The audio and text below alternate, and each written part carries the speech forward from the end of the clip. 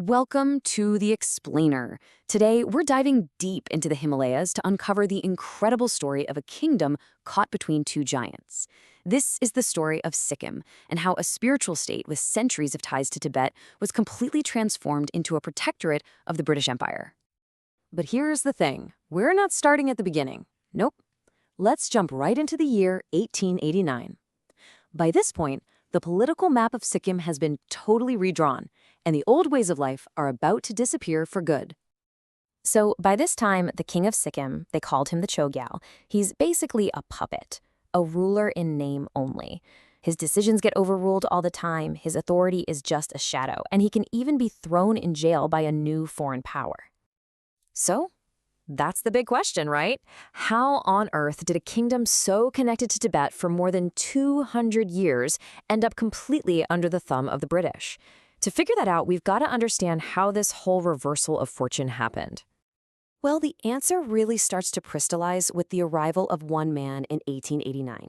His name is John Claude White. He's the very first British political officer sent to Sikkim, and his job is basically to put the final nail in the coffin of the old system. But again, his arrival is really the end of our story. To get the full picture, we've got to go way back, more than 240 years back, to the very founding of the kingdom, a beginning that is 100% rooted in Tibet. Okay, so back in 1642, you've got this monarch of Tibetan descent, Phuntsog Namgyal. With the critical support of 3 Tibetan lamas, he establishes the Namgyal dynasty. And this is huge, because it wasn't just a political move, it was a cultural one. From day one, this new kingdom was soaked in Tibetan tradition. And you can really see just how deep that connection went. The entire government, the whole setup, was basically a carbon copy of Tibet's religious government, its theocracy. Sikkim was, for all intents and purposes, a smaller version of its powerful northern neighbor. And the ruler wasn't just any old king. He had this special title, the Chogyal. It means Dharma king or righteous ruler. And that title is so important because it tells you everything you need to know. He was both the spiritual and the political leader of the state. Just look at this comparison. It's almost a one-to-one match.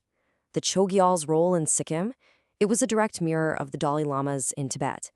Both were spiritual and political heads, both ruled according to the principles of Dharma.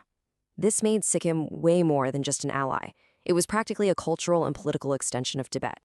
So for a century and a half, this was the way of the world. Sikkim looked north to Tibet for pretty much everything.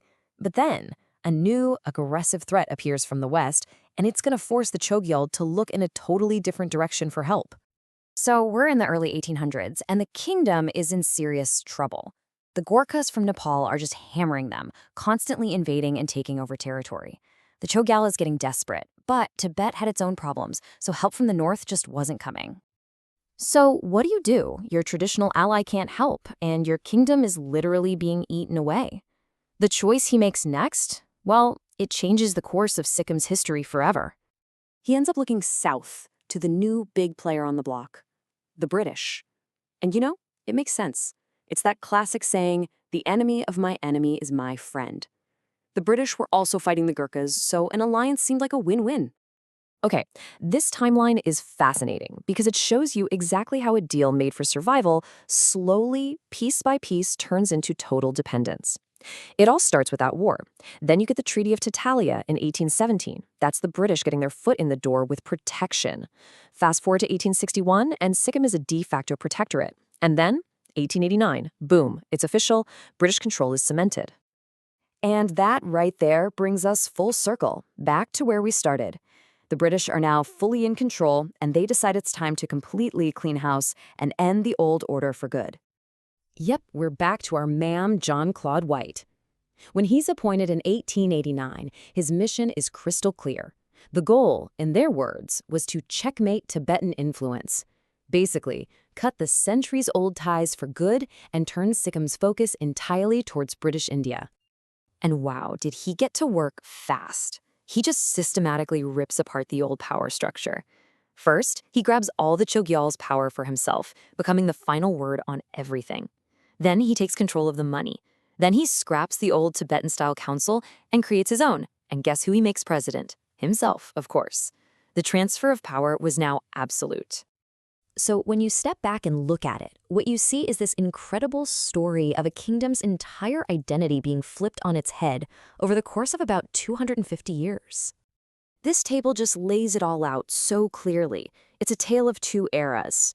You go from the Chogyal being the all-powerful spiritual and temporal leader to a British political officer calling all the shots. The traditional Council of Elders? Gone. Replaced by an advisory council run by the British. The very titles of government officials changed. I mean, every single thing changes. And isn't that just the ultimate irony? The very alliance that Sikkim made to save itself from being swallowed by Nepal is exactly what led to it losing its independence to the British. A desperate move for survival led to a totally new kind of submission. You know, the story of Sikkim isn't just something that happened a long time ago. It's a lesson in geopolitics that's still so relevant today. And it really leaves you with this one big, lingering question.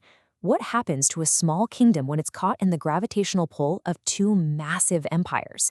Can it ever truly be in control of its own fate?